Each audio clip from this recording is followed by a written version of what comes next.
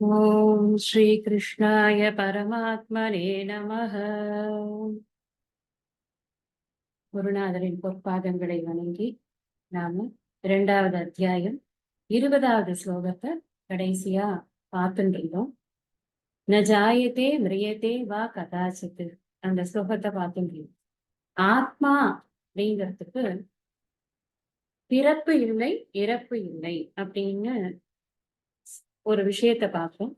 பிறப்பு இல்லை இறப்பு இல்லைன்னு சொல்றச்சு, இந்த பிறப்பு இறப்பு இது ரெண்டுக்கும் நடுவுல இருக்கக்கூடிய விகாரங்கள், மாடிபிகேஷன்ஸ், ஷட் பாவ விகார ரஹிதக ஆத்மா அப்படிங்கிறதுதான் இந்த ஸ்லோகத்துல ஆத்மாவினுடைய லட்சணமாக கொடுக்கப்பட்டிருக்கு அப்படின்னு பார்த்தோம். இந்த ஷட்பாவ விகாரம் என்ன அப்படிங்கிற நேம்ஸ் ஆஃப் த விகாரமும் நம்ம பார்த்தோம். ஒரு ஞாபகத்துக்காக நான் மறுபடியும் சொல்றேன். அஸ்தி, ஜாயத்தே, வர்த்ததே, விபரிணமத்தே, அபக்ஷீயத்தே, வினஷ்யதி அப்படின்னு 6 விதமான மாற்றங்கள் ஒரு பொருளுக்குமே இருக்கிறது.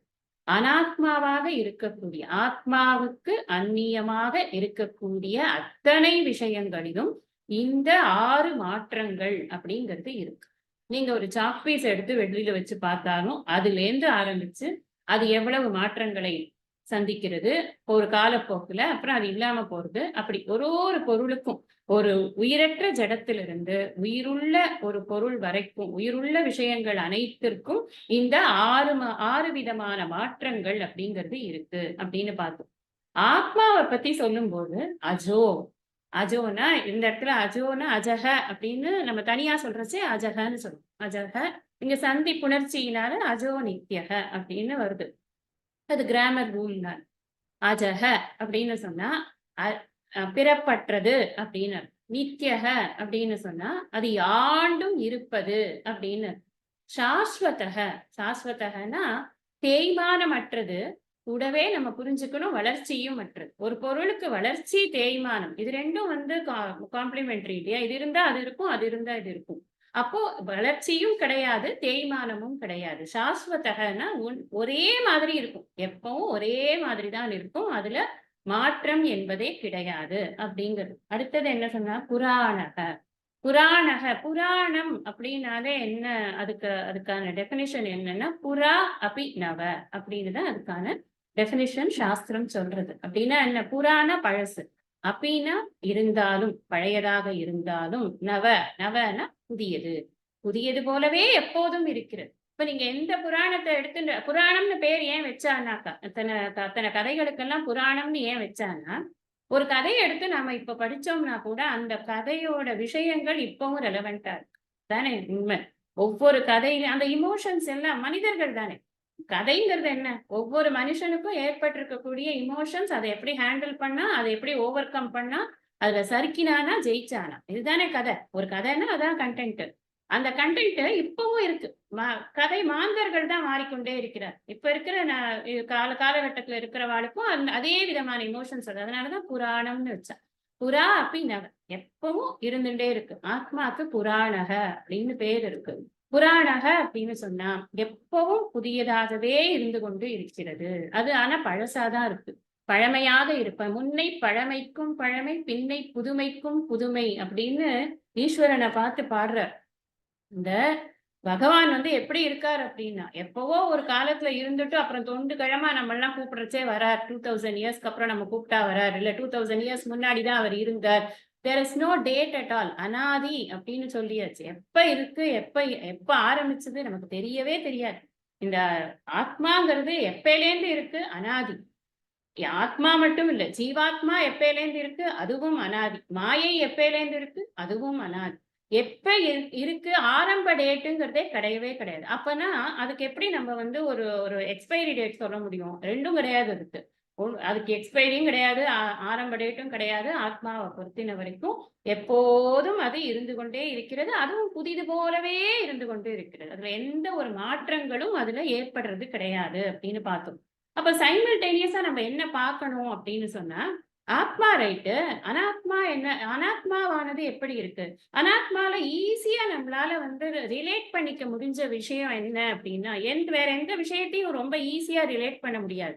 நம்ம உடம்ப வச்சு ஈஸியா ரிலேட் பண்ணிக்க முடியும்.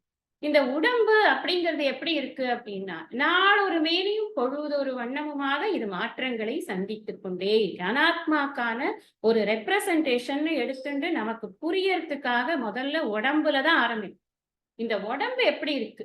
இந்த உடம்பு நிலையா இருக்கா? இது எப்பவாவது நிலைத்தன்மை கொண்டதாக இருக்கிறதா? அப்படின்னு பார்த்தா, இது நிலையாவும் இல்ல. 2வது இது என்ன கிரியேட் பண்றது? நான் இந்த விஷயங்கள் எல்லாம் லாஸ்ட் கிளாஸ்ல கொஞ்சம் இத டீப்பா சொல்லணும் சுவாமிஜி சொல்லியிருக்காருங்கிறதுனால, லாஸ்ட் கிளாஸ்ல நான் இந்த ஆத்மாவோட லட்சணங்கள் சொல்றதோட அத நிப்பாட்டி மீதி விஷயங்கள அப்புறம் சொல்றேன்னு சொன்னேன். அதத்தான் இப்ப நான் கன்டின்யூ பண்றேன் உங்களுக்கு.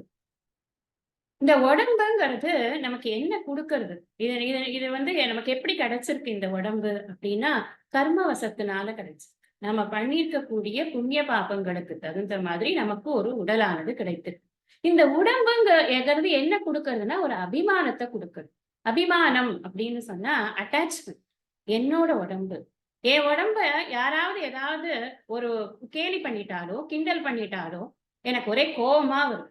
அதே இது நன்னா இருக்குன்னு சொன்னானா, அது உண்மையிலேயே நன்னா இருக்கிறதுக்கு தகுதி தான். அந்த பாராட்டுக்கு நான் தகுதியோ இல்லையோ, அந்த பாராட்டு எனக்கு சந்தோஷமா இருக்கு. கரெக்ட்டா? அது ஏன் வருது?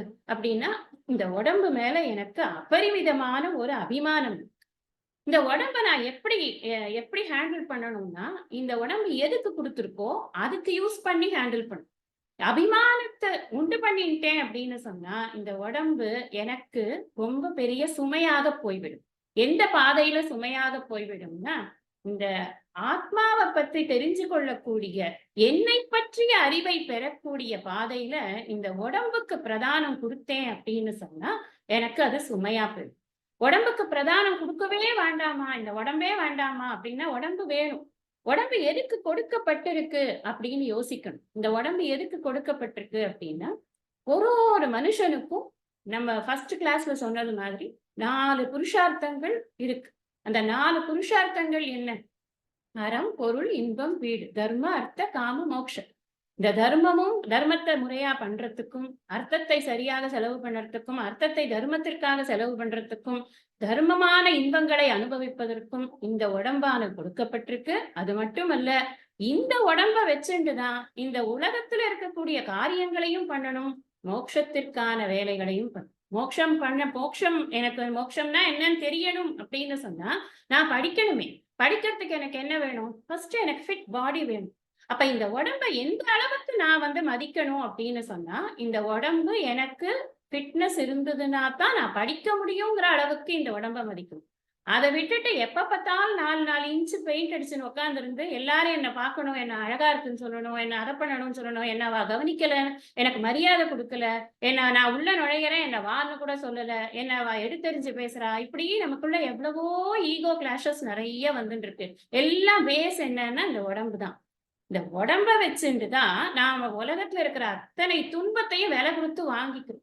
இந்த உடம்புக்கு எந்த அளவுக்கு மதிப்பு குடுக்கணுமோ அந்த அளவுக்கு குடுத்தோம் அப்படின்னு சொன்னா, இதனால நாம மாட்டிக்கவே மாட்டோம். அப்ப இந்த உடம்போட பர்ப்பஸ் என்ன அப்படின்னு சொன்னா, இந்த உடம்பு பரோபகாரார்த்தம் இதம் சரீரம் அப்படின்னு சொல்லிருக்கு. உடம்புக்கு பர்ப்பஸே அவ்வளவுதான் சொல்லிருக்கு.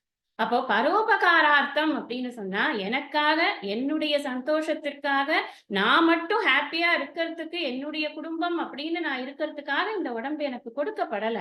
இந்த உடம்பை உபயோகித்து நான் இந்த உலக மக்களுக்கு என்னாலான உதவியை செய்வதற்காக கொடுக்கப்பட்டிருக்கு. அந்த என்னாலான உதவியை நான் செய்யணும்னு சொன்னா, எனக்கு என்ன பார்வை இருக்கும்? அதுதான் இந்த ஆத்ம வித்யானது நமக்கு கத்துக் கொடுக்க போறோம். ஆத்ம வித்தையில நம்ம என்ன கத்துக்கிறோம் அப்படின்னு சொன்னா, இருக்கிறதெல்லாம் ஆத்மா ஒன்றுதான். நான் ஆத்மா, தூய உணர்வு அப்படின்னு நான் எப்ப புரிஞ்சுக்கிறேனோ, அப்ப இங்க இருக்கிற ஒருத்தரும் அதேதான் அப்படிங்கிறத நான் புரிஞ்சுக்கிறேன். அப்ப எனக்கு மற்றவர்களிடம் ஒரு பேத பாவனையே இல்ல. எல்லாம் ஒண்ணுதான். நானே தான் அங்க. நான் அவளுக்கு என்ன பண்றேனோ அது எனக்காகத்தான் பண்றேன். ஏன்னா என்னுடைய சந்தோஷத்துக்காகத்தான் பண்றேன். அவ சந்தோஷமா இருக்கும்போது அதை பார்த்து சந்தோஷப்படுறது உண்மையில் நான் தான். ரமண மகரிஷியோட ஒரு சேயிங் இருக்கு. நீ ஒருவனுக்கு கொடுப்பதெல்லாம் உனக்காகவே கொடுத்து கொண்டிருக்கிறாய் அப்படின்னு அவ்வளவுதான். That is put in a nutshell. ஆத்ம தத்துவம்ங்கிறது அது. எங்கேயும் தனித்தனியா ஒவ்வொன்னு தனித்தனியா கிடையாது. ஒரே ஆத்மாதான் எல்லா இடங்களிலும் பரவி நிறைந்து இருக்கிறது. ஒரு நாய்க்கு சாப்பாடு போட்டாலும் நான் எனக்கு தான் போடுறேன். ஒரு பூனைக்கு பால் வச்சாலும் எனக்கு தான் வைக்கிறேன். அத்தனை விஷயங்களிலும் நான் என்னையே பார்க்கிறேன். என்னை தவிர இங்கு உலகத்தில் ஒன்றுமே இல்லை என்ற அறிவு எனக்கு எப்போ வருதோ அப்பதான் என்னால செல்ஃப்லெஸ் சர்வீஸ் பண்ண முடியும். செல்ஃப்லெஸ் சர்வீஸ்ங்கிறது தான் சொல்லப்பட்டிருக்கு. மாதவ சேவை மாணவ சேவை அப்படின்னு சுவாமி சொல்லியிருக்கு. மாதவ சேவை பண்ணணும். நம்ம தேடிட்டு போய் கோவில்ல போய் சேவை பண்றதெல்லாம் இருக்கட்டும். ஒரு சக மனிதனுக்கு சேவை பண்ணணும்னா, சக உயிரினத்துக்கு சேவை பண்ணணும்னா ஒண்ணும் வேண்டாம். ஒரு பொருளை டேமேஜ் பண்ணாம வச்சுக்கணும். அங்க ஏன்னா நம்ம புரிஞ்சுக்கணும், ஆத்மாங்கிறது இல்லாத இடமே கிடையாது. எல்லாத்துலயும் இருக்கு அப்படின்னா, இந்த டேபிள் சேரு, இந்த பேப்பர் பேனா எல்லாத்துலயும் தான் இருக்கு. அது மட்டும் தனியா என்ன கிடையாது. எல்லாம் அபரிச்சின்னம்னு வேற படிச்சிருக்கோம். அதுக்கு வரையறை கிடையாது. It is not limited, it is everywhere. அப்படிங்கிற போது எனக்கு எதன் மீதுமே ஒரு பேத பாவனைங்கிறது, அதாவது சர்வாத்ம பாவம்ங்கிறது இந்த இது அத்தியாத்ம கல்வியை படித்தால் மட்டும்தான் அந்த சர்வாத்ம பாவம்ங்கிறது வரும். அவர்களால் தான் நிச்சயமாக சேவைங்கிறதே பண்ண முடியும். நீ வேற நான் வேற, நான் இந்த இனத்தை சார்ந்தவன், நான் இந்த குலத்தை சார்ந்தவன், நான் இந்த ஃபேமிலியை சார்ந்தவன், இதெல்லாம் எங்க இருக்கு? அதெல்லாமே எங்க உட்காந்துருக்கு? உடம்புல உட்காந்துருக்கு. அதுதான் அபிமானம். அந்த அபிமானம் என்பது எங்க இருக்குன்னா அனாத்மா. ஆத்மாவை பொறுத்தின வரைக்கும் அதுக்கு அஜக, அது நித்யக, அது சாஸ்வதக, அது புராணக அப்படின்னு அதுக்கு கொடுத்தாச்சு லட்சணம். ஆனா நம்ம பிராக்டிக்கலா பண்ணிட்டு இருக்கிற விஷயம் என்ன? நம்ம நாளும் பொழுதும் எழுந்து காத்தாலே சாயந்தரம் வரைக்கும் நமக்கு இருக்கக்கூடிய காமக்ரோதாதிகளை எந்த இடத்துல டீல் பண்றோம்னா அனாத்மாங்கிற பிளேன்ல தான் நம்ம டீல் பண்ணிட்டு இருக்கோம். இந்த அனாத்மாங்கிறது உண்மையான்னு கேட்டா இது உண்மை இல்லை, இது மித்தியான்னு பேசுறோம், இது சத்தியம் இல்லைன்னு சொல்றோம். அப்ப இதுக்கு எதுக்கு இவ்வளவு இம்பார்ட்டன்ஸ் அப்படின்னா, அப்ப இந்த பாடிங்கிறது முதல்ல இது நிலையானது அல்ல. இது எதற்கு பர்பஸ் என்ன, இதுக்கு கொடுக்கப்பட்டிருக்கிற பர்பஸ் என்ன அப்படின்னா பரோபகாரார்த்தம் இதம் சரீரம்னு சொல்லியிருக்கு. இது கொண்டாடத்தக்கது அல்ல. அதுக்கு முக்கியமான ஒரு விஷயம். இது கொண்டாடுறதுக்கான விஷயம் இல்லை, இது பொறுப்புடன் பாதுகாக்கப்பட வேண்டிய விஷயம். அதான் முக்கியம். அப்ப நான் உடம்புக்கு வந்தா நான் ஒரு ட்ரீட்மெண்ட் எடுத்துக்கணும். எதுக்குன்னா நான் என்னுடைய உடம்ப வச்சுட்டு தானே நான் படிக்க முடியும். என்னுடைய உடம்ப வச்சுட்டு தானே நான் யாருக்காவது சர்வீஸ் கூட பண்ண முடியும். என்னோட உடம்புங்கிறது நல்லா, உடம்பினுள் உத்தமன் உரைகின்றான் என்று உடம்பினை உள்ளிருந்து ஓம்புகின்றேனேன்னு சொன்னார் இல்லையா? நான் கரெக்டா அந்த பாட்டை சொல்லல, ஆனா அர்த்தத்தை சொல்றேன்.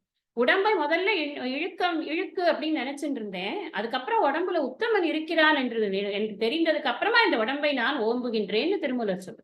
அப்போ இந்த உடம்புங்கிறது எதுக்கு இருக்கு அப்படின்னு சொன்னா, இந்த உடம்பு என்பது நமக்கு என்ன பர்பஸ்க்கு கொடுத்துருக்கோ அந்த பர்பஸ்க்கு அளவுக்கு அதுக்கு ஒரு வேல்யூ நம்ம கொடுக்கணும். அதோட நிலையற்ற தன்மையை நன்றாக புரிந்து கொள்ள வேண்டும். அந்த நிலையற்ற தன்மையை எங்க சொல்ல இருக்கு இதுல அப்படின்னா, நான் ஜாயத்தே மிரியத்தே வா கதாச்சித்து, யாருக்கு? ஆத்மாவும். இங்க உடம்ப பொறுத்தின வரைக்கும் இந்த 6 ஷட்பாவ விகாரங்களும் இதற்கு இருக்கிறது.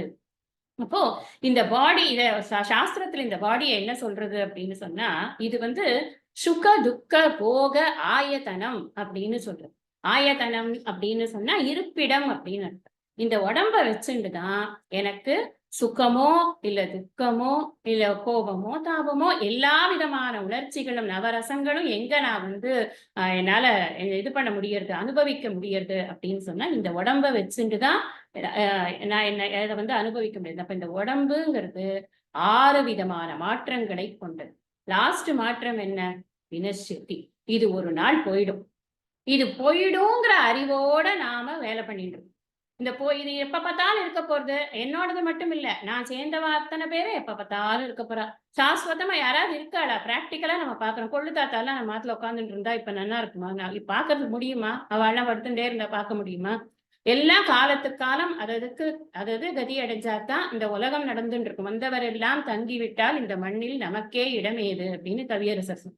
அதனால இந்த உடம்புங்கிறதுக்கு அவ்வளவுதான் வேலை. இது இருக்கும். இது இந்த கர்மாவினால் பெறப்பட்டது அப்படின்னு சொன்னேன். நம்மளுடைய கர்மா எப்ப தீரறதோ அப்போ இந்த உடம்பானது நம்மை விட்டு போகும்.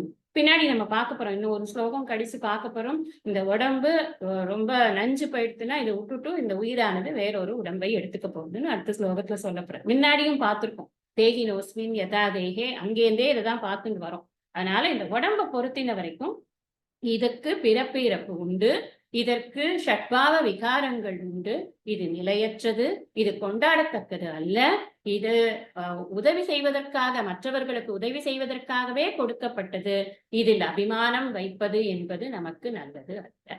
இத்தனை பாயிண்ட்டையும் இந்த உடம்ப பொறுத்து, இது ஏன் திருப்பி திருப்பி திருப்பி நிறைய வரப்போறது, இந்த விஷயங்களை நம்ம நிறைய படிக்க போறோம். ஏன் திருப்பி திருப்பி திருப்பி சொல்லணும் அப்படின்னா, ஏன்னா அவ்வளவு தூரம் ஆழமா இருக்கு. உடம்பு மேல இருக்கிற அபிமானம் இருக்கே, அது அவ்வளவு தூரம் ஆழமா இருக்கு.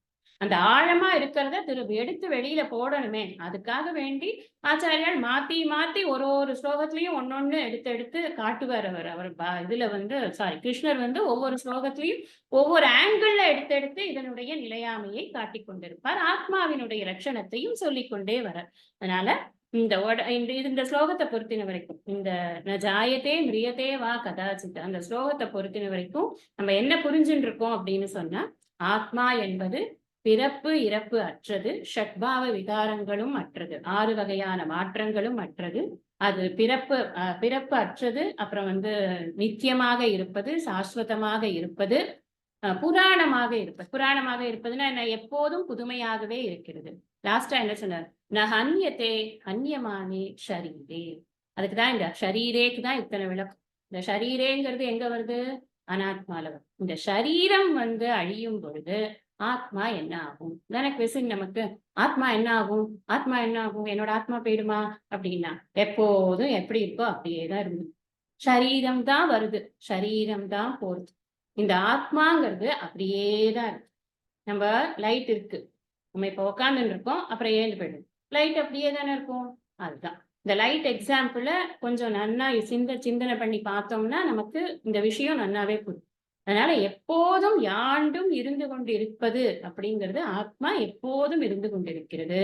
உடல்கள் தான் வந்து போகிறது. இதை இந்த இடத்துல எதுக்கு சொல்ற, யார்கிட்ட சொல்ற, நம்ம அதையும் விட்டுறக்கூடாது, கதையை விட்டுறக்கூடாது. யார்கிட்ட சொல்ற, அர்ஜுனன்ட்ட சொல்ற. அர்ஜுனன் என்ன சொல்றான், இங்க எல்லாம் என்னோட தாத்தா நிக்கிறான், என்னோட குரு நிக்கிறான், அப்படி இப்படின்னு ஒரே புலப்பமா புலம்பி தீர்த்தான். அவர் என்ன சொல்றார், ஆத்மாங்கிற கோணத்துல பாரு. யார் ஒருத்தன் தன்னை ஆத்மாவாக உணர்ந்து கொள்கிறானோ அவன் ஒருபோதும் கொல்வதும் இல்லை, கொல்விப்பதும் இல்லைன்னு முன்னாடி சொன்னார். கொல்வதும் இல்லை, கொல்லப்படுவதும் இல்லை. ஏனம் வேத்தி ஹந்தாரம் எச்சைனம் மன்யதேகதம் உபௌதௌ ந விஜானீதோ நாயம் ஹந்தின ஹன்யதே. முதல்ல சொல்லிட்டார், அவன் கொல்லவும் கிடையாதப்பா, அவன் கொல்லப்படுவதும் கிடையாதப்பா அப்படின்னு சொல்லிட்டார். அப்புறம் என்ன சொல்றார், அப்படி ஒருத்தன் வேத அப்படின்னு சொல்லிட்டார். ஏனம் வேத, அவன் தெரிஞ்சுட்டான் அப்படின்னு சொன்னான். அப்ப தெரிஞ்சின்றவனுக்கு இந்த எதிர்க்க இருக்கக்கூடியதெல்லாம் சரீரம்னு புரியணுமா இல்லையா? இந்த சரீரத்திற்குத்தான் அப்பா பிறப்பு இறப்பு மாற்றங்கள் எல்லாம். இந்த சரீரம் இருக்கும், கொஞ்ச நாளைக்குள்ள நீ இப்ப கொன்னியானா சரீரம் போயிடும், ஆத்மா போகாது. நீயும் ஆத்ம திருஷ்டியில, தூய உணர்வு என்ற திருஷ்டியில இருந்து பாரு, அங்கேயும் எல்லா இடங்களிலும் இருப்பது ஒரே ஆத்மான்னு வேற சொல்லியிருக்கேன். நான் ஏக்கம்னு சொல்லியிருக்கேன், அத்வைதம்னு சொல்லியிருக்கேன். அப்ப இந்த ஆத்மாங்கிறது ஒண்ணுதான் இருக்கு. நீ என்னென்னலாம் கொல்றியோ அது பூரா அனாத்மா தான். எதை வேணா கொல், யார வேணா கொல், ஆத்மாவுக்கு அழிவு என்பது கிடையாது. ஆத்ம திருஷ்டியில் அழிவு என்பதே கிடையாது அப்படிங்கிற விஷயத்த இந்த ஸ்லோகத்துல அர்ஜுனனுக்கு சொல்றார் அப்படின்னு நம்ம புரிஞ்சுக்கணும். நமக்கும் அதேதான். நம்மளோட லைஃப்லயுமே கூட உடம்புக்கு பிரதானம் கொடுத்து உடம்பால நம்ம மனசு வருத்தப்படுறதோ மத்தவாட வருத்தப்பட வைக்கிறதோ நிச்சயமா பண்ணவே கூடும். அதுதான் நம்மளுக்கு இந்த ஸ்லோகத்தினுடைய டேக்கவே. அடுத்தது 21. யாருமா படிக்கிறேன்? 21 சொல்றேங்கம்மா. படிங்கப்பா. வேதா விநாசினம் நித்யம், வேதா விநாசினம் நித்யம், வேதா விநாசினம் நித்யம், ஏனமஜமவ்யயம், ஏனமஜமவ்யயம், ஏனம் அஜம் அவ்யயம், ஏனமஜமவ்யயம், ஏனமஜமவ்யயம். கதம் சஃப் புருஷः பார்த்த, கதம் ச புருஷः பார்த்த, கதம் ச புருஷः பார்த்த, கம் காதயதி ஹந்திகம், கம் காதயதி ஹந்திகம், கம் காதயதி ஹந்திகம். நம்ம இந்த 19வது ஸ்லோகத்துல ஒரு விஷயம் பார்த்தோம். என்ன பார்த்தோம்? ஆத்மா அகர்த்தா அப்படின்னு பார்த்து ஏனம் வேத்தி ஹந்தாரம் எஸ்சைனம் அந்நியதே ஹதம் அந்த ஸ்லோகத்துல ஆத்மாக்கு என்ன லட்சணம் பார்த்தோம்னா அகர்த்தா அப்படின்னு பார்த்தோம். இங்க என்ன சொல்ல போறாருன்னா ஆத்மா அது அங்க அகர்த்தானா என்ன அர்த்தம்? செயல் புரிவதில்லைன்னு அர்த்தம். இங்க என்ன சொல்ல போறாருன்னா இவன் செயல் புரிய வைப்பதும் இல்லை அப்படின்னு சொல்ல போறார். அர்த்தம் பார்த்தன என்ன அர்ஜுனா அர்ஜுனா யஹ ஏனம் அவிநாசினம் நித்தியம் அஜம். யஹன எவன் ஒருவன் ஏனம் ஏனம்னா இந்த ஆத்மாவை அவிநாசினம் நித்தியம் அஜம். அவிநாசினம் நாசம்னா அழியிறது, அவிநாசினம்னா அழியாதது, அப்புறம் நித்தியம் நித்தியம்னா யாண்டும் இருப்பது, அஜம் பிறவாதது, அவ்யயம் மாறாதது என்று வேத வேதன அறிகிறானோ யார் இந்த விஷயத்த நன்னா புரிஞ்சுட்டு இருக்கானோ. என்ன விஷயத்த? இது ஆத்மா என்பது அழிவற்றது, ஆத்மா என்பது யாண்டும் இருப்பது, ஆத்மா என்பது பிறவாதது, அது மாறுதல்கள் இல்லாதது அப்படிங்கிற விஷயத்தை யார் ஒருத்தன் நன்னா புரிஞ்சுட்டு இருக்கானோ சக புருஷக அந்த அந்த மனிதன், புருஷகனா மனிதன், அந்த மனிதன் கம் காத்தயதி யார கொல்வான், கொல்விப்பான். அவன் யார கொல்விக்கிறதுக்கு ஒரு வேலையை பண்ணுவான். அடுத்தது கம் ஹந்தி அப்படின்னு யார கொல்லுவான். அதாவது தான் செயல் பண்றது, இன்னொருத்தரை செயல் பண்ண வைக்கிறது, ரெண்டு விஷயம் இருக்கு. அவன் யார் அந்த செயலை புரிய வைப்பான்? கொலை என்ற செயலை யாரை புரிய வைப்பான்? அந்த கொலை என்ற செயலை யார் புரிவார்? கம் ஹந்தி யார் யாரை கொல்விப்பான், யார் இருப்பா கொல்றதுக்கு அப்படின்னு. அடுத்தது கதம் கதம்னா எப்படி, எப்படி கதம் காதயதி எப்படி கொல்விப்பான், கதம் ஹந்தி எப்படி கொல்வான்.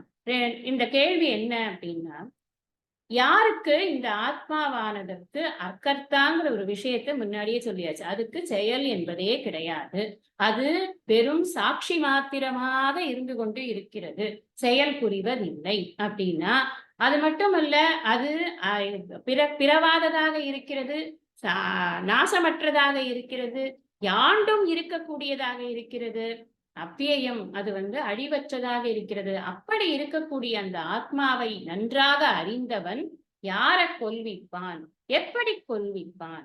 இதான் அவனோட கேள்வி. யாரை கொல்வான், யாரை கொல்விப்பான், எப்படி கொல்வான், எப்படி கொல்விப்பான்? 4 கேள்வி கேட்க.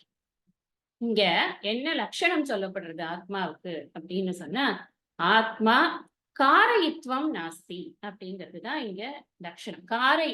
கர்த்தான்னு சொன்னா செயல் புரிபவன் அப்படின்னு அர்த்தம். காரயிதா அப்படின்னா செயல் புரிய வைப்பவன் அப்படின்னு. நான் ஒரே ஆளே இப்ப நம்ம வீட்டுல நம்ம இருக்கோம்னு வச்சுக்கோங்களேன், நாம சில வேலைகள் பண்றோம், நமக்கு அசிஸ்ட் பண்றதுக்கு யாராவது ஒரு மெய்டு வச்சுக்கிறோம். அப்ப அவங்கள நாம வேலை வாங்கணும். கரெக்டா? நம்ம வேலை செய்கிறோம், வேலை வாங்க. இங்க என்ன சொல்றார், ஒரு ஆங்கிள் சொல்லியாச்சு ஆத்மா அகர்த்தா, வேலையே செய்யாது, வேலை வாங்குமா. அப்போ சில பேர் அப்படி இருப்பாடா இல்லையா, தான் ஒண்ணுமே செய்ய மாட்டா, எல்லா வேலையும் நீ செய் நீ செய் நீ செய்ன்னு வாங்கிட்டு இருப்பா. ஓ அப்ப ஆத்மா வேலை வாங்கும் போல இருக்கு, அது வேலையெல்லாம் செய்யாது, அது நன்னா வேலை வாங்கும்னு நினைக்கிறேன். ஆத்மாதான் இந்த வேலையெல்லாம் வாங்குறது அப்படின்னு எவனாவது போட்டானா என்ன பண்றது? அதனாலதான் அந்த விஷயத்த வேரோட எடுக்கிற. இல்ல கிடையாது, அதுவும் ஒரு செயல்தான், செயல் புரிய வைப்பது அப்படிங்கிற செயல் அதுக்கு உண்டா, கேட்பாடா இல்லையா? அடுத்தது இந்த கொஸ்டின்ஸ் கேட்கறதுங்கிறது டக் டக் டக்குன்னு வந்துரும் மனசுல.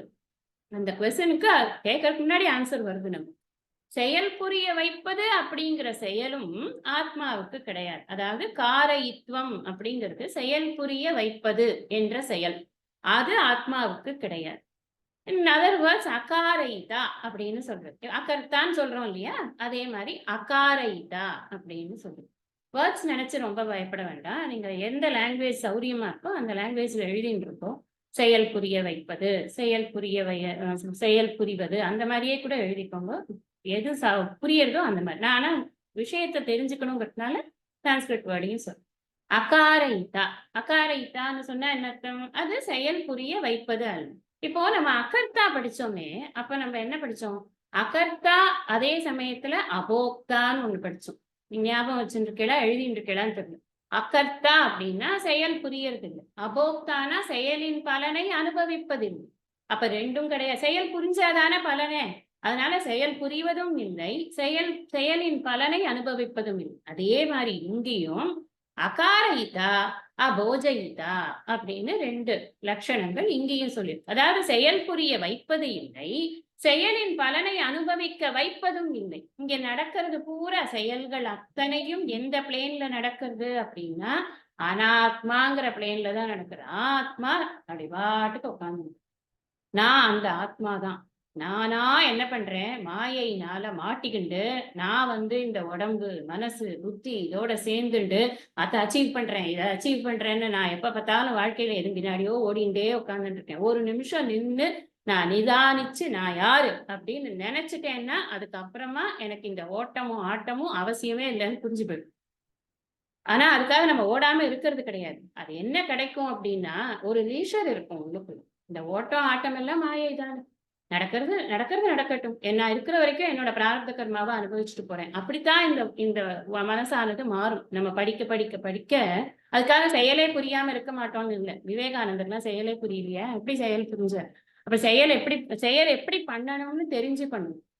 இந்த நல்லா படிச்சதுக்கு அப்புறமும் அவர்கள் எல்லாம் வேலை பார்த்து கொண்டு, இப்ப சுவாமிஜியே எடுத்துக்கோங்க. எத்தனை இன்ஸ்டிடியூஷன்ஸ் அவருக்கு அவர் அவர் வந்து ஹெட்டா இருக்க வேண்டியிருந்தது. அத்தனை இன்ஸ்டிடியூஷன்ஸும் சும்மா வந்து அப்படி பேரை போட்டுட்டு போயிட்டு இருந்ததா என்ன? கிடையாது. ஒவ்வொன்றுலையும் அவர் வந்து கான்சென்ட்ரேட் பண்ணி இதுக்கு என்னென்னது பண்ணணும் அப்படின்னு இருக்கு. எல்லாத்துலயும் ஆக்டிவிட்டிஸ் இருக்கு. அது தவிர கிளாஸஸ் இருக்கு. கிளாஸஸ் ஆன்லைன் கிளாஸஸ் இருக்கு. நேரம் எடுக்கிற கிளாஸஸ் இருக்கு. இதை தவிர பிளெஸிங்ஸ் கொடுக்கறதுக்கு நிறைய பேர் வந்து தன்னுடைய கஷ்டங்களை சொல்லிட்டும் அதுக்கு என்ன தீர்வுலாம் கேட்கறதுக்கு வரா. அவ்வளவு பேருக்கு டைம் கொடுக்கணும். இத்தனை விஷயங்களையும் செய்யும் பொழுது செயல் இல்லையா என்ன? ஞானிக்கு செயல் இல்லையா என்ன? செயல் இருக்கு. ஞானம் அடைந்து விட்டால் அதுக்கப்புறம் ஒரு செயலும் கிடையாது அப்படின்னு நம்ம நினைக்கவே முடியாது. ஞானம் அடைந்தாலும் நாம் வழக்கமாக செய்யக்கூடிய செயலை செய்து கொண்டேதான். இப்ப நம்ம 25 ஸ்லோகம் படிச்சாச்சுன்னா ஆத்மானா என்னன்னு தெரிய போறது. ஞானம் தானே அது, அடைஞ்சாச்சு தானே. அதுக்கப்புறம் நமக்கு வேலை இல்லையா? இந்த கிளாஸ் முடிச்ச உடனே வேலை இருக்குல்ல, எல்லா வேலையும் இருக்கு. ஆனா அந்த இன்னர் லிஷரோட அந்த வேலையும் நடக்கும். ஞானம் நமக்கு தரது என்ன அப்படின்னா, அதான் சுவாமிஜி அழகா 2 வார்த்தையில போடுறது, அமைதி ஆனந்தம். அமைதியான ஆனந்தத்தை கொடுக்கிறது. அதை வைத்துக் கொண்டு நாம மலையை கூட பிடுங்கிடுவோம். ஒன்றும் பிரச்சனையே கிடையாது. ஏனென்றால் நமக்கு அட்டாச்மெண்ட் அப்படிங்கிறது போயிடுறது. நான் முன்னாடி சொன்னேனே அபிமானம், இந்த அபிமானம்ங்கிறது போயிடும். இங்க ஆத்மா அப்படிங்கிறது எந்த செயலையும் செய்வதில்லை, எந்த செயலையும் செய்ய வைப்பதும் இல்லை, தானும் செய்யாது, யாரையும் செய்ய வைக்க. சுவாமிஜி இதுக்கு ஒரு அழகான எக்ஸாம்பிள் சொல்றார். என்னன்னா சூரியன் தான் எக்ஸாம்பிள். இப்ப சூரியன் இருக்கு. சூரியனுடைய இருப்பில் அந்த சூரியனுடைய சக்தியில நம்ம அத்தனை பேரும் காரியம், இந்த காரியங்களை செய்ய வைக்கிறது சூரியன் நான் சொல்ல முடியும்? அப்படி சொல்ல முடியாது. இந்த சூரியன் தன்னோட வேலையை பார்த்துட்டு இருக்கு. அது செல்ஃப் எஃப்ளூஜென்ட்டா அவர் அது பாட்டுக்கு தன்னுடைய ஒளி கொடுக்கும் வேலையை அது பாட்டுக்கு பார்த்துட்டே இருக்கு. ஆத்மா அதே மாதிரி அது பாட்டுக்கு இருந்து கொண்டிருக்கிறது. அதனுடைய இருப்பு நான் முன்னாடியே சொல்லியிருக்கேன். நம்ம நாசத்தோ வித்யதே பாவோ அங்க படிக்கும் போதே இருப்பு மாத்திரம்தான் அது. இருப்பது ஆத்மா ஒன்றுதான். மற்றது எல்லாமே இருப்பு ஆத்மா, இருப்பதெல்லாம் அனாத்மா அப்படிங்கிற விஷயத்த அப்ப நம்ம பார்த்தோம். அதனால இந்த ஆத்மா என்பது தன்னுடைய பிரசன்ஸ் மாத்திரம்தான் கொடுக்கறது. வேற எந்த வேலையும் அது பண்றது கிடையாது. எப்படி சூரியனானது எந்த வேலைக்கும் சூரியன் காரணமாக இருப்பதில்லை. அப்ப ஏன்னா சூரியனுக்கு அடியில தான் ஒரு பக்கம் கோவில்ல கும்பாபிஷேகம் நடக்கிறது, ஒரு பக்கம் ஒருத்தன் திருடின்னு உட்காந்துருக்கான், இன்னொருத்தன் கொலை பண்றான், ஒரு இடத்துல கிளாஸ் நடக்கிறது, ஒரு இடத்துல வந்து பாட்டு நடக்கிறது, ஏதோ டான்ஸ் நடக்கிறது, எத்தனையோ நடந்துட்டு இருக்கு. இந்த சூரியனுக்கு கீழே அத்தனை விஷயங்களும் பல விஷயங்கள் நடந்துட்டு இருக்கு. சூரியன் இதுக்கு காரணம் அதுக்கு காரணம் இல்லைன்னு சொல்லிட்டு இருக்கிறதா என்ன? கிடையாது. அந்த மாதிரி இந்த ஆத்மா ஆனது எதையும் செய்விப்பது இல்லை. அதான் முக்கியம். இங்க பாயிண்ட் டு பி டேக்கன் என்னன்னா, ஆத்மா எந்த செயலையும் செய்விப்பது இல்லை, பலனையும் அனுபவிக்க செய்வதும் இல்லை அப்படிங்கிறது தான் இங்க முக்கியம். யார் பண்றா அப்போ காரியங்கள்லாம்? அது முக்கியமா இல்லையா? தெரிஞ்சுக்கணுமே. யார் பண்றான்னா அனாத்மா தான் பண்றது. அதுக்கு ஆன்சர் வந்து ரொம்ப சிம்பிள். அனாத்மா தான் அத்தனை காரியங்களும் பண்றது. ஆத்மா காரியம் பண்ணாது, காரியத்தின் பலனை அனுபவிக்காது, காரியத்தை செய்ய வைக்காது, அந்த காரியத்தின் பலனை அனுபவிக்கவும் வைக்காது. அனாத்மா காரியம் பண்ணும், காரியத்தின் பலனை அனுபவிக்கும், காரியத்தை செய்ய வைக்கும், காரியத்தை பலனை அனுபவிக்க வைக்கும். இத்தனை விஷயமும் அனாத்மாவுக்கு அப்படிங்கறத தெரிஞ்சு. ஸோ அதுதான் இந்த ஸ்லோகத்தினுடைய டேக்கர். ஸோ 22 பார்க்கலாமா? யார் படிக்கிறேன்மா? படிக்கட்டுமா? நான் படிக்கட்டுமா? புவனா. புவனா படி. வாசாம்சி ஜீர்ணானி யதா விஹாய வாசாம்சி ஜீர்ணானி யதா விஹாய வாசாம்சி ஜீர்ணானி யதா விஹாய நவானி கிருண்ணானி நரோபராணி நவானி கிருஹ்ணாதி நரோபராணி நவானி கிருஹ்ணாதி நரோபராணி ததா ஷரீராணி விஹாய ஜீர்ணான் तथा शरीराणि विहाय जीर्णानि तथा शरीराणि विहाय जीर्णानि जीर्णान् अन्यानि संयाति नवानि देहि अन्यानि संयाति नवानि देहि अन्यानि संयाति नवानि देहि. ஆக்சுவலா இந்த ஸ்லோகம் ஈஸிலி அண்டர்ஸ்டாண்டபிள். ஆனா இதுல விஷயங்களும் நிறைய இருக்கு நம்ம தெரிஞ்சுக்கிறது. இந்த ஸ்லோகத்துல என்ன சொல்றது அப்படின்னு சொன்னா, தேகினோஸ்மின் யதா தேகேல என்ன பார்த்தோமோ அதே மாதிரி அதை கொஞ்சம் இன்னும் விவரிச்சு சொல்றது. யதா எப்படி, நரக நரகனா மனிதன், மனிதன் ஜீர்ணானி வாசாம்சி விகாய. ஜீர்ணானி அப்படின்னா ஜீரணம் ஆறுது அப்படின்னா நஞ்சு போறதுன்னு. இப்போ ரொம்ப கிழிஞ்சு கிழிஞ்சு போயிடுறது இல்லையா? வாசாம்சினா ஆடைகள். நஞ்சு போய் கிழிஞ்சு போன ஆடைகளை விகாய விட்டு விட்டு அதை வேண்டான்னு போட்டுட்டு அபராணி, அபராணினா வேற, நவானி புதியவற்றை கிருஹ்ணானி எடுத்துக்கொள்கிறானோ. சட்டையெல்லாம் கிழிஞ்சாலும் பரவாயில்ல, நான் அப்படியே தான் போட்டுட்டு இருப்பேன், நான் போட்டுக்கிறோம் அப்படிலாம் கிடையாது. லைட்டா கொஞ்சம் ஷேடு போயிடுத்துனாலே தூக்கி போட்டு வேற போட்டுக்கிறோம் இப்பெல்லாம். நான் அது மாதிரி சட்டையெல்லாம் கிழிஞ்சு போனா எப்படி வேற ஒரு புதுசு எடுத்து போட்டுக்கிறோமோ அந்த மாதிரி கிருஹ்ணானி. ததா, ததான அப்படி, தேகி இந்த தேகத்தில் உறைபவனான யாரு? இந்த ஜீவன், தேகத்தில் உறைபவன் தேகி. ஜீர்ணானி ஷரீராணி விகாய, இந்த சரீரம் இனிமே உபயோகப்படாது, இது இனிமே இந்த உலகத்துல இதனால எந்த பிரயோஜனமும் கிடையாது அப்படின்னு ஆயிடுத்து. இந்த கை கால்லாம் வரமாட்டேங்கிறது, கண்ணு தெரியல, காது கேட்கல, எல்லாம் போயிடுத்து, ஒன்னொன்னா குறையறது இல்லையா? அப்ப அது நஞ்சு போயிடுத்து அப்படின்னு அர்த்தம். அப்ப நஞ்சு போயிடுத்துன்னா அது ஒரு ஜீர்ணம் ஆயிடுத்து. அந்த வார்த்தை அதை டினோட் பண்றது. ஜீர்ணானி ஷரீராணி, இந்த உடல் போயிடுத்து அப்படின்னு சொன்னா விகாய விட்டு விட்டு, அந்யானி நவானி சம்யாதி. அந்யானினா வேறு, நவானி புதிதானவற்றை சம்யாதி அடைகிறான். இங்க பாருங்க, நவானிங்கிறது ப்ளூரல்ல போட்டு எத்தனை உடம்பு வேணாலும் எடுக்கும். இந்த ஜீவன் இருக்கே திரும்பி திரும்பி இந்த உடம்புல இருக்கு. இந்த உடம்பு இது சொல்ற விஷயம் என்ன அப்படின்னு சொன்னா, உடலுக்கு உடை ஆடையாக இருக்கு. கரெக்டா? உடலை மூடிக்கிறதுக்கு உடை இருக்கு. அது மாதிரி உயிருக்கு உடல் என்பது ஆடையாக இருக்கு. அப்ப இந்த உடலோட வேல்யூ தான் என்ன? This is only a cover. இந்த உயிருக்கு ஒரு கவர், ஒரு ஒரு ஆடையா இருக்கு, அவ்வளவுதான். எப்படி நாம இந்த ஆடைங்கிறது பழசா போயிடுச்சுன்னா அது வேண்டான்னு எடுத்து போட்டுட்டு வேற ஒண்ணு புதுசா போட்டுக்கிறோமோ, அந்த மாதிரி இந்த உடல்ல இருக்கக்கூடிய ஜீவனானது தேகினோஸ்மின் யதா தேகே கௌமாரம் யௌவனம் ஜரா ததா தேகாந்தர பிராப்திகி. அது வரைக்கும் அதை ஞாபகம் வச்சுட்டே இருக்கணும் எப்ப பார்த்தாலும். அது தேகம் போய் ஆனதுக்கு அப்புறமா, இந்த தேகம் போனதுக்கு அப்புறமா வேற ஒன்றை எடுத்துக்கொள்கிறது. நாங்க படிச்சோமா இல்லையா? சேம் திங் தான் இங்கேயும் சொல்றது. அது நமக்கு இன்னும் கொஞ்சம் புரியுற மாதிரி சொல்றது. ஏன் அது தேகாந்தர பிராப்திகி? நமக்கு ஒரு கேள்வி வரும். ஏன்னா இது ஜீரணம் ஆயிடுது.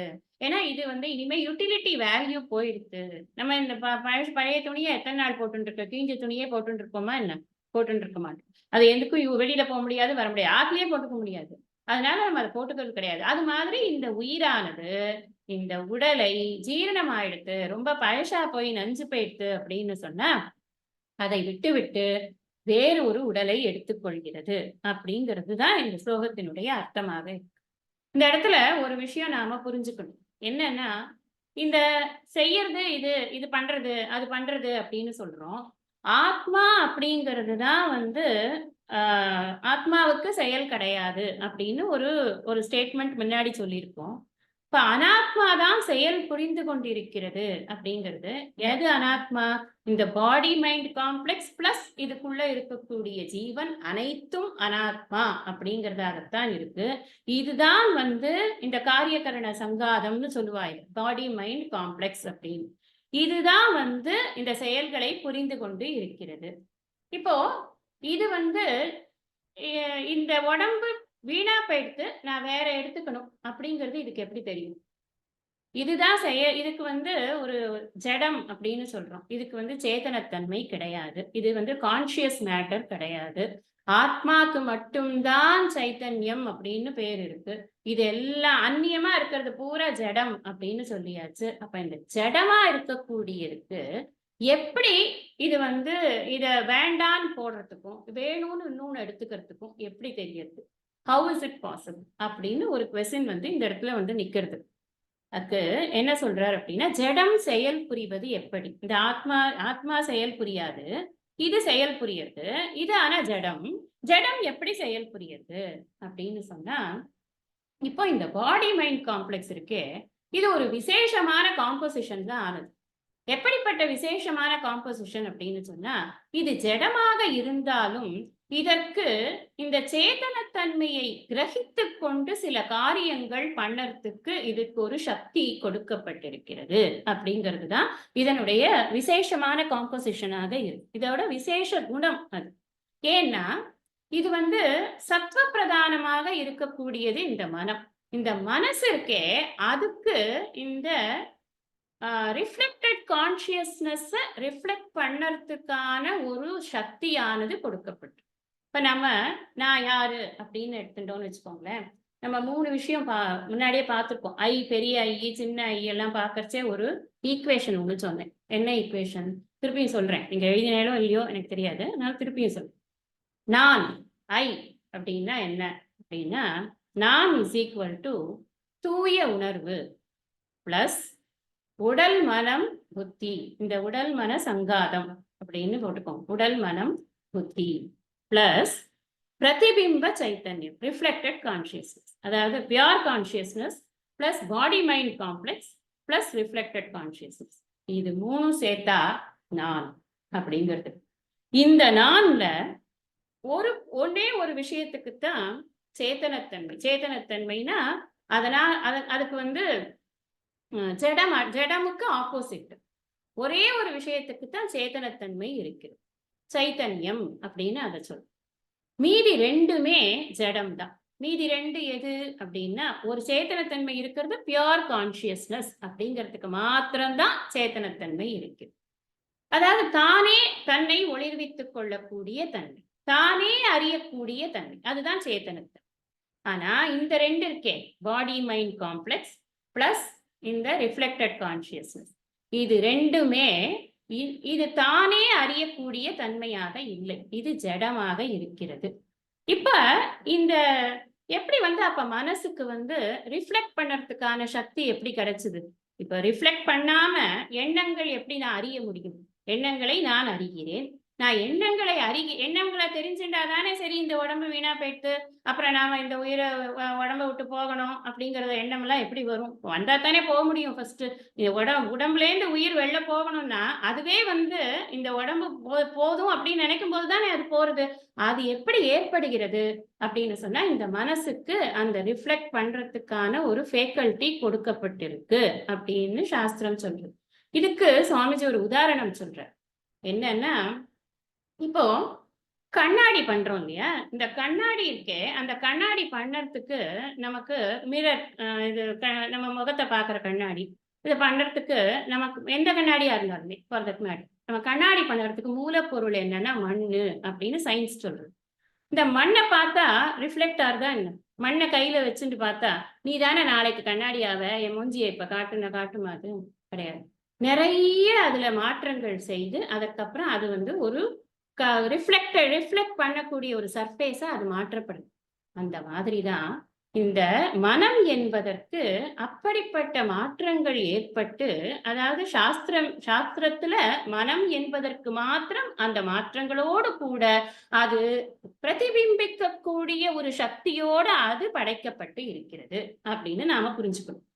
எப்படி மிரர் பிரதிபிம்பிக்கிறதோ அந்த மாதிரி இந்த மனம் என்பதுதான் இந்த ரிஃப்ளெக்டட் கான்சியஸ்னஸ் மூலமாக சக்தியை பிரதிபிம்பிக்கிறது. அதனாலதான் நம்மளால திங்க் பண்ண முடியறது, திங்க் பண்ணதை பேச முடியறது, அப்புறம் செயல் புரிய முடியறது. இந்த செயல் புரிவது அப்படின்றது வருதே, ஜடமா இருந்தா எப்படி செயல் புரியும்? நம்ம இப்ப இந்த லேப்டாப் இந்த நம்ம என்னென்னலாம் பண்றோமோ அதெல்லாம் அதால அனுபவிக்க முடியுமா? நம்ம பேசுற விஷயமெல்லாம் அதுக்கு காது கேட்குமான்னா கேட்காது. என்ன காரணம்? அதுக்கு மனசு கிடையாது. நமக்கு மனசு இருக்கு. நமக்கு மனசு இருக்கிறதுனாலதான் மனசால அத இந்த இந்த பேச்சை கேட்டு ரிஃப்ளெக்ட் பண்ணி அதை புரிஞ்சுக்க முடிஞ்சதுனாலதான் அதுக்கு ஒரு ரியாக்ஷன், கவுண்டர் ரியாக்ஷன் எல்லாம் அதால கொடுக்க முடியும். சோ எப்படி அனாத்மா செயல் புரியுது அப்படின்னு நம்ம தெரிஞ்சுக்கணும். ஏன்னா செயலே புரியாது அப்படின்னு ஜடம் எப்படி செயல் புரியும்? கொஸ்டின் வரும் இல்லையா? தர்க்க ரீதியாக நாம இந்த விஷயத்தை புரிஞ்சுக்கணும் அப்படின்னா, ஜடமா இருக்கக்கூடியது எப்படி செயல் புரியும் அப்படின்னா, அந்த ரிஃப்ளெக்ட் பண்ணக்கூடிய ஒரு மீடியமானது அங்கு கொடுக்கப்பட்டிருக்கிறது அப்படின்னு. அந்த ரிஃப்ளெக்ட் பண்றதுக்கு இந்த உள்ளுக்குள்ள இருக்கக்கூடிய அந்த ரிஃப்ளெக்டட் கான்சியஸ்னஸ் இருக்கு இல்லையா, அதுக்கு என்ன பேரு அப்படின்னா சித்துப்போலி அப்படின்னு பேர். தமிழ்ல அதுக்கு பேரு சித்துப்போலி. பிரதிபிம்ப சைத்தன்யம்னு சொல்றோமே, அதுக்கு பேரு சித்துப்போலின்னு தமிழ்ல பெயர். எத்தனை வார்த்தைகள் சொல்றேன், நீங்க பாட்டுக்கு நிறைய வார்த்தையா சொல்லிட்டு போறீங்க, எத்தனை புரிஞ்சுக்கிறதுனே எனக்கு தெரியல அப்படின்னு பயப்படாதீங்க. நான் எல்லாத்தையும் சம் பண்ணி இது அப்பப்போ சொல்லிட்டே தான் இருக்கு. ஸோ நான் அப்படிங்கிறது ஈக்குவல் டு, முதல்ல சொன்னேன் திருப்பியும் சொல்றேன், நான் இஸ் ஈக்குவல் டு, நான் அப்படிங்கிறது ஈக்குவல் டு தூய உணர்வு, பியூர் கான்சியஸ்னஸ், பிளஸ் உடல் மன சேர்க்கை, body mind complex, plus reflected consciousness, நிழல் உணர்வு. இந்த ரிஃப்ளெக்டட் கான்சியஸ்னஸ்க்கு தான் சொன்னேன் பிரதிபிம்ப சைத்தன்யம்னு ஒரு பேர் இருக்கு, அதுக்கு சித்துப்போலி அப்படின்னும் ஒரு பேர் இருக்கு அப்படின்னு. இந்த ரிஃப்ளெக்டட் கான்சியஸ்னஸ்ங்கிறது எங்க இருக்குன்னு எல்லாம் இல்லை, நமக்குள்ள நம்ம இண்டிவிஜுவாலிட்டி அப்படின்னு சொல்றோமே, இந்த இண்டிவிஜுவாலிட்டி அப்படிங்கிறது தனித்தன்மை அப்படின்னு ஒண்ணு இருக்கே, அதுதான் அந்த உள்ள உட்கார்ந்து அதுதான் என்னை, அதைத்தான் நாம நான் எப்பவும் நினைக்கிறது. ஆனா உண்மையிலேயே அது நான் கிடையாது. நாம என்ன நினைக்கிறோம்? ரெண்டு விஷயம் இருக்கு. இந்த இண்டிவிஜுவாலிட்டின்னு சொன்ன உடனே எல்லாரும் அதை ஈகோக்கு மிஸ் அண்டர்ஸ்டாண்ட் பண்ணிப்பா. ஈகோ வேற, இண்டிவிஜுவாலிட்டி வேற. இந்த ஈகோ கொஞ்சம் கர்வமா போயிட்டு, இண்டிவிஜுவாலிட்டிலேயே கொஞ்சம் கர்வம் சேர்ந்துடுத்துன்னா அது ஈகோவா போயிடும். இண்டிவிஜுவாலிட்டி பை நேச்சர் அது ஹம்பிள் தான் இருக்கும். அது பை நேச்சர் அது ஈகோ, வித் ஈகோ கிடையாது. ஆனா ஈகோங்கிறது நமக்கு வந்துடுத்து அப்படின்னு சொன்னா அப்ப கொஞ்சம் கர்வியா போயிடும். ஆனா இண்டிவிஜுவாலிட்டிங்கிறத நாம என்ன புரிஞ்சுக்கிறோம்னா, அதுதான் நானு அப்படின்னு நாம நினைத்து கொண்டு அங்கதான் நாம என்ன தப்பு பண்ணுவோம்னா, எனக்கு மரியாதை கொடுக்கல, எனக்கு இதை பண்ணல, எனக்கு அந்த அந்த அந்த இடத்துக்கு போகும்போது எனக்கு ஃபர்ஸ்ட் ப்ரிஃபரன்ஸ் கொடுக்கல, இப்படி எல்லாம் நம்ம நினைக்கிறோமே. எதை வச்சு நினைக்கிறோம்னா, இந்த இண்டிவிஜுவாலிட்டியை சாட்டிஸ்ஃபை பண்றதுக்காகத்தான் இதெல்லாம் பண்றோம். ஆனா அது நான் கிடையாது. நான்கிறது ஈக்குவேஷன்ல என்ன பார்த்தோம்? நான் இஸ் ஈக்குவல் டு தூய உணர்வு plus body mind complex plus reflected consciousness அப்படின்னு பார்த்துருக்கோம். Pure consciousness plus body mind complex plus reflected consciousness. இப்ப இந்த ஒரு விஷயம், இந்த ஈக்குவேஷனை நல்லா புரிஞ்சுக்கோங்க. இந்த ஈக்குவேஷன் நம்ம எல்லாருக்கும் பொருந்தும்.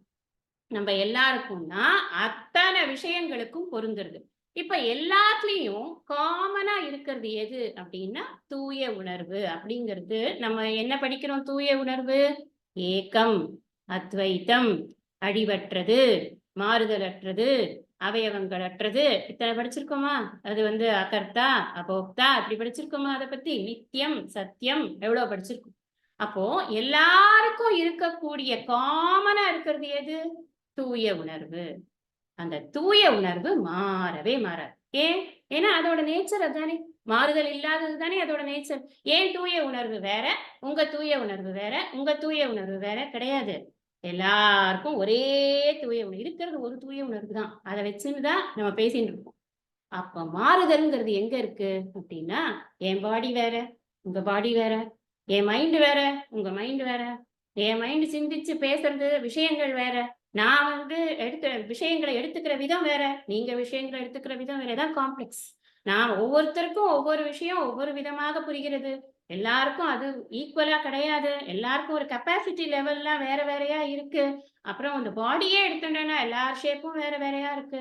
எல்லாருக்கும் ஹைட் வேற, வெயிட் வேற, எல்லாம் வேற. எல்லாத்துலயும் வெரைட்டி தான் இருக்கு. அடுத்தது ஜீவன்.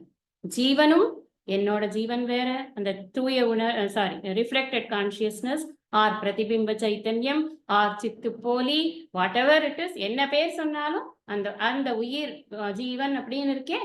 அது உங்களுக்கும் எனக்கும் ஒன்னா. என்னோட போயிடுச்சுன்னா நீங்களும் போயிடுவேளா? போக மாட்டேன்னு. நான் போயிட்டேன்னா ஐயோ பாவம் போயிட்டா, அவ்வளவுதான் அப்படின்னு சொல்லிட்டு மோன் பண்ணிட்டு பேசாம அவ வேலையை தானே பார்க்க போறோம். அப்போ இதெல்லாம் மாறுதலா இருக்கா இல்லையா? எது மாறாம இருக்குன்னா தூய உணர்வு ஒண்ணுதான் மாறாம. அப்போ இங்க செயல் புரியக்கூடியது இந்த அனாத்மான்னு சொல்றோமே, இதற்கு செயல் புரிவதற்கான ஒரு சக்தியை கொடுப்பது எது அப்படின்னா தூய உணர்வு. அந்த சக்தியை பெறுவது எது அப்படின்னா இந்த பாடி மைண்ட் காம்ப்ளெக்ஸ் மூலம், இந்த ரிஃப்ளெக்டட் கான்சியஸ்னஸ் மூலமாக பாடி மைண்ட் காம்ப்ளெக்ஸ் அந்த சக்தியை பெற்று அதன் பிறகு ஒவ்வொரு காரியத்திலும் அது ஈடுபடுகிறது. பார்த்தல், கேட்டல், பேசுதல், முகர்தல், தொட்டு உணர்தல், இந்த ஒவ்வொரு கனடத்தல், அத்தனை விஷயமுமே இந்த தூய உணர்வினுடைய சாநித்தியத்தினால் அதனிடமிருந்து சக்தியை இரவல் பெற்று அதன் பிறகு இது செயல் புரிகிறது அப்படின்னு புரிஞ்சுக்கணும். ஏன்னா இது அகர்த்தா அகாரைதா அப்படிங்கிற விஷயத்த புரிஞ்சு. ஏன்னா அது செயல் புரிவதல்ல, அது செயல் புரிய வைப்பதும் அல்ல. அப்போ நமக்கு என்ன வேணும்? இப்ப இது தெரிஞ்சுட்டு நமக்கு எப்பவுமே வாட் இஸ் அவர் டேக்அவே தான் நமக்கு ரொம்ப முக்கியம்.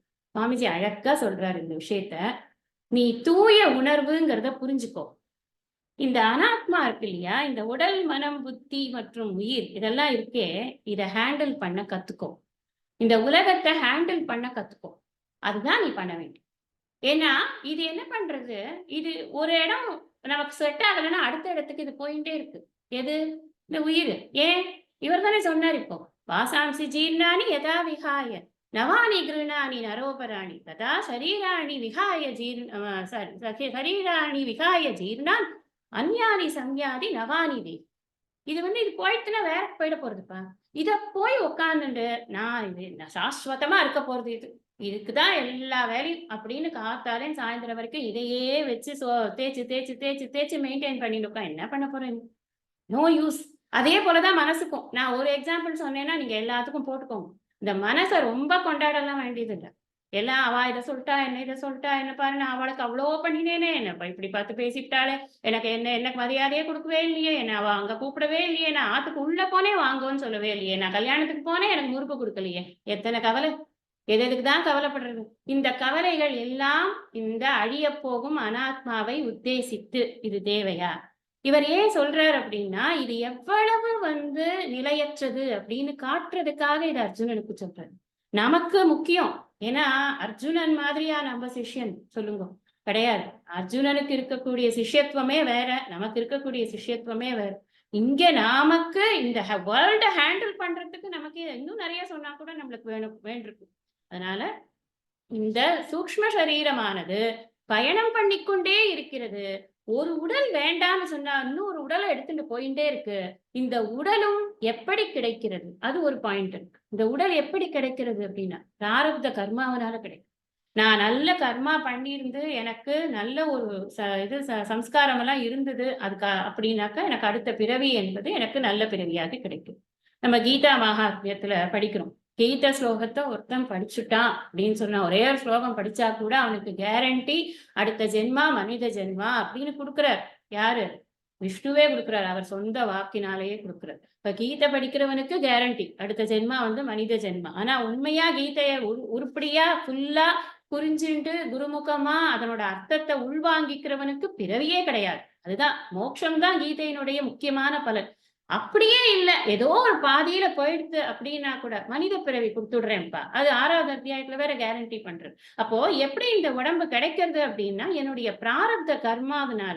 என்னுடைய கர்மா ஒர்க் பண்றது முன்னாடியே உங்களுக்கு சொல்லியிருக்கேன். சஞ்சிதம் பிராரப்தம், ஆகாமி அப்படின்னு 3 கர்மாக்கள் இருக்கிறதுன்னு இந்த கர்மா வந்து எனக்கு இந்த உடம்ப கொடுக்குது. கர்மா வசத்தினால வந்த இந்த உடம்பு குட்டையா இருந்தா என்ன, நெட்டையா இருந்தா என்ன, அழகா இருந்தா என்ன, அசிங்கமா இருந்தா என்ன, இது எதுக்கு வந்ததோ அந்த பர்பஸை தானே பார்க்கணும். நிறைய பேருக்கு காம்ப்ளெக்ஸ். நம்ம வந்து கருப்பா இருக்கும், நம்ம பல் எடுப்பா இருக்கு, நம்ம காது இப்படி இருக்கு, மூக்கு இப்படி இருக்கு, எப்படியோ இருந்துட்டு போகுது. பர்பஸ் என்ன? பர்பஸ் நமக்கு வெரி கிளியர். தர்மார்த்த காம மோட்சம், மோட்சம் தான் பர்பஸ் அப்படிங்கிறது வெரி கிளியர். அதுக்காகத்தான் இதுல இருக்கக்கூடிய நிலையற்ற தன்மையும் இது எவ்வளவு கொண்டாடத்தக்கது அல்ல அப்படிங்கிறதையும் திரும்ப திரும்ப சொல்லிக்கொண்டே இருக்கு. இந்த கர்மா எவ்வளவு நாளைக்கு இந்த உடல் இருக்கணும்னு வரும்போதே டிசைடட் கர்மா தான். அது அந்த வரைக்கும் இருக்கும், அதுக்கப்புறம் அது போயிடும். சுவாமிஜி சொல்லுவார், பிராணனை பத்தி சொல்லும்போது சுவாமிஜி சொல்லியிருக்கார், ஒரு மனுஷனுக்கு இந்த ஜென்மாவில இத்தனை மூச்சு தான் அவனுக்கு இந்த உடம்புல விடணும்னு கணக்கு இருக்கான். அந்த மூச்சு இருக்கிற வரைக்கும் தான் அவன் வந்து இந்த உடம்புல இருக்குமா அந்த உயிர். அதுக்கப்புறம் அது வெளில போயிடும். பிராணனை நாம கண்ட்ரோல் பண்ண முடியும். அந்த கண்ட்ரோல் எப்படின்னாக்க பிராணாயாமம் பண்றோமே, எதுக்கு பிராணாயாமம் பண்ணுங்கோன்னு சொல்றா அப்படின்னா, இந்த பிராணாயாமம் பண்ணும் பொழுது அந்த மூச்சை நாம நிறுத்தி கண்ட்ரோல் பண்ணி நம்பர் ஆஃப் மூச்சை வந்து நம்ம கண்ட்ரோல்ல வச்சுக்கலாம். அப்போ நமக்கு லைஃப் வந்து கூடறது. அப்படிதான், அவ்வளவுதான் விஷயம். அதுல வேற ஒண்ணும் இல்லை. அதனால இந்த மூச்சுங்கிறது அது ஒரு நம்ம கர்மாவினால பெறப்பட்ட நம்பர்ஸ். அத்தனை மூச்சு இருக்கணும்னா அத்தனை மூச்சு இருக்கும். சில பேருக்கு ரொம்ப நாளைக்கு படுக்கையில இழுத்துட்டு இருக்கு. ரீசன் என்ன? அவ்வளவுதான், மூச்சு இன்னும் போகிறதுக்கான டைம் வரல அப்படின்னு. அந்த மாதிரி இது எப்படி கிடைத்தது? கர்மாவினால் கிடைத்தது. இது எப்படி போக போகிறது? கர்மாவினால் போகிறது. இந்த தேகி வந்து விரும்புறதுனால உள்ளுக்குள்ள உட்கார்ந்துட்டு இருக்கானே, அவன் விரும்புறதுனால இந்த ஆயுள் நீட்டிக்க போறது கிடையாது.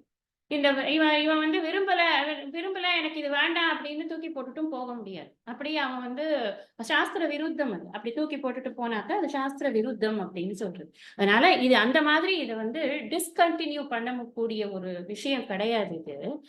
இது எப்ப போறது அப்படின்னா, இந்த உடம்புடைய ஒரு யுட்டிலிட்டி வேல்யூ போயிடுதுன்னா அது போயிடுறது, அவ்வளவுதான்.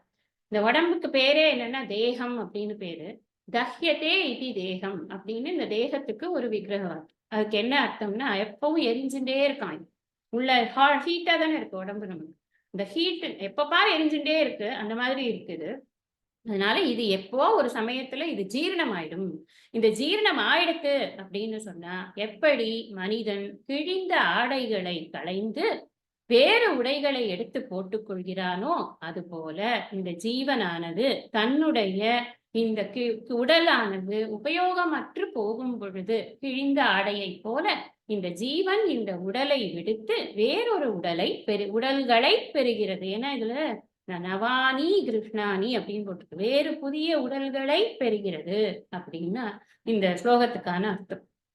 இந்த உடம்ப வந்து எடுக்கிறதே எதுக்கு அப்படின்னா, முன்னாடியே சொன்னேன், பரோபகாரார்த்தம் இதம் சரீரம். இறை உணர்வை பெறுவதற்கு, சேவை செய்வதற்கு, இதுக்குத்தான் இந்த உடம்பானது கொடுக்கப்பட்டிருக்கு. அதனாலதான் நான் யாரு அப்படின்னு கேட்கும் பொழுது, நான் வந்து மனோ புத்தி அகங்கார சித்தானி நாகம் அப்படின்னு சிதானந்த ரூபம் சிவோகம் சிவோகம் அப்படின்னு அந்த நிர்வாண சக்தத்துல வரும். இதெல்லாம் எதுவுமே நான் கிடையாது. அந்த நான் கிடையாதுன்னா நான் யாருன்னா தூய உணர்வு ஆத்மா அப்படின்னு. அருணகிரிநாதர் கூட இந்த உடம்ப வந்து நிந்திச்சு பாடுவார். எத்தனை கோடி கோடி விட்டுடல் ஓடி ஓடி எத்தனை கோடி போனது அளவேதோ. எத்தனையோ உடம்பு போய் போய் போய் போய் வந்திருக்கேன் நான் அப்பவும் கூட நான் திருந்தவே மாட்டேங்கிறேன்னு அவர் வந்து ரொம்ப வருத்தப்பட்டு பாடுறாரு. இந்த மாதிரி இந்த உடம்பு அப்படிங்கிறது, உடம்புன்னு சொல்றதுனால ஏதோ பாடியை வந்து நம்ம இது பண்றதுக்காக சொல்றோம் அப்படின்னு நினைச்சுக்க கூடாது. உடம்பு தேவைதான். எதுக்கு எந்த அளவுக்கு தேவையோ அந்த அளவுக்கு தேவை. உடம்புங்கிறத எதுக்கு நான் திருப்பி திருப்பி சொல்றேன்னா, அனாத்மாவை ரெப்ரசன்ட் பண்றது இந்த உடம்பா புரிஞ்சுக்கிறது ஈஸி, அதுக்காக சொல்றேன். அதனால அனாத்மா என்பது திரும்ப திரும்ப மாறுதலுக்கு உட்பட்டது, வேறு வேறாக மாறிக்கொண்டே இருக்கக்கூடியதாக இருக்கிறது. ஆத்மா என்பது யாண்டும் இருந்து கொண்டு இருக்கிறது அப்படிங்கிறது தான் இந்த ஸ்லோகத்துல நமக்கு டேக்அவே பாயிண்ட். யாராவது இது சொல்றேங்களா? மகாத்மியம் சொல்றேங்களா? நான் படிக்கிறேன் மேடம்.